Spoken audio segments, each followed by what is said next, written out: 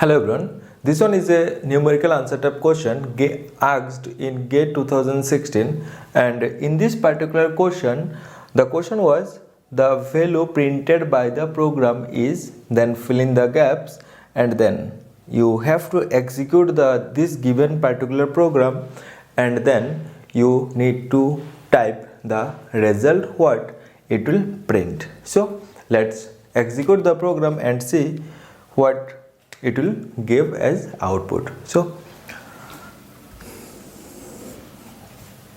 program start from main function. That means for main function a memory block will create, and inside this memory block will create for integer I and integer j. That means one memory block is created for I and initialized with the value 5. Other memory block is created. Look, in this particular problem, the first argument in the function f is passed as pointer or address. That means here address of I is passed as an argument, and second argument is the value itself. That means here in this particular case, in this particular given problem, we need to deal with the address part of the variable also. Because of that, I will create the actual proper memory block for both the variable. For I, let's say 2011 is the base address and it is initialized with 5, and the second variable is j. One more variable is declared for variable j. One more memory block is declared for variable j and initialized with value 10. Let's say the address of this memory block is 2021.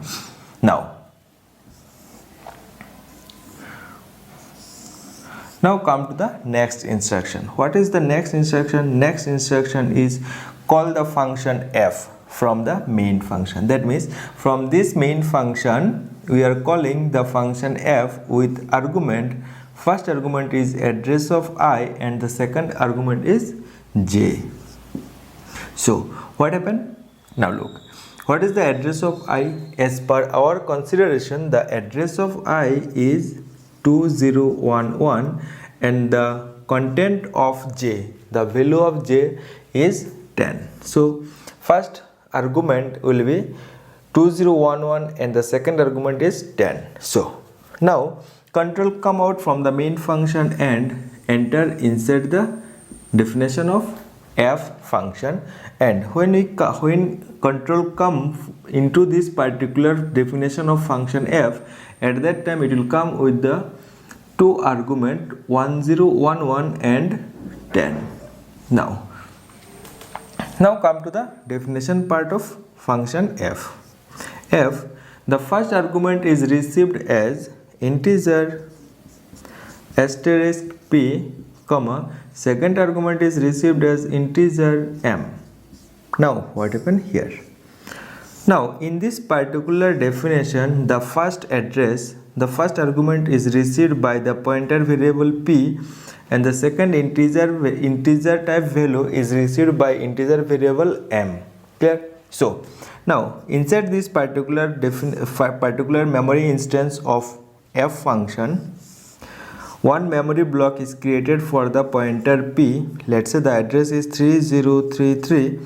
This one is only the base address, and the content of this particular memory block, that means this particular memory block will initialize with the first argument, and here it is 2011. Now the next parameter is 10 and it will receive by the variable m. Let's say the base address is 3039 and the content will be 10.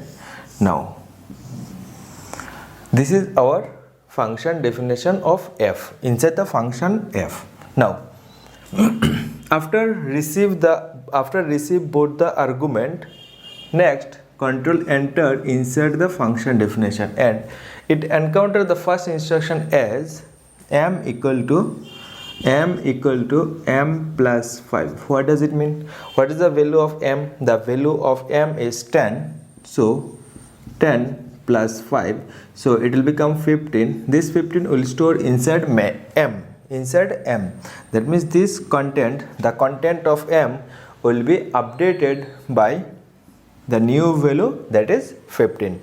Next instruction is this one. This one is asterisk p equal to asterisk p plus m. Now what happened? First it will evaluate the right side of the assignment operation. After that the value will store inside this particular location. Now look at here. What is the content of p? The content of p is 2011. Now 2011, and now look, this 2011 is an address. Now whenever system encounter any address, it automatically goes to that particular memory block represented by the address. Now which memory block is represented by this 2011? This 2011 is the base address of this particular memory block. That means from here control automatically comes to this particular memory block. From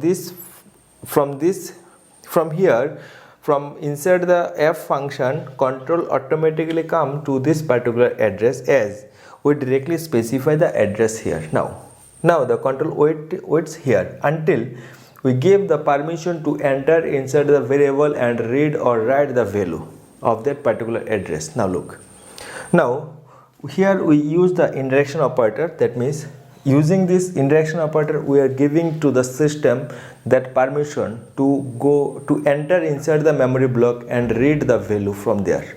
That means now when this indirection operator comes, system enter inside this memory block, start with the base address 2011 and read the value, that is 5. So the whole indirection of 2011 will give us now 5. Clear? Now the content of m. Now look, m is a normal integer type variable. That means it hold one integer value, and that value we can directly retrieve. So what is the value of m? The value of m is 15. Now this is the value of m. Now look, first operand is 5, the second operand is 15, so it becomes 20. Now where this 20 will store? This 20 will store in the asterisk of p. That means the location represented by the pointer p, at that location it will store this particular value 20. So which address is held by this p? The address held by p is 2011. That means it automatically comes here. Now indirection operators, system gets indirection operator. That means now system enter inside this memory block. That means now system is in this particular block, not in this f block.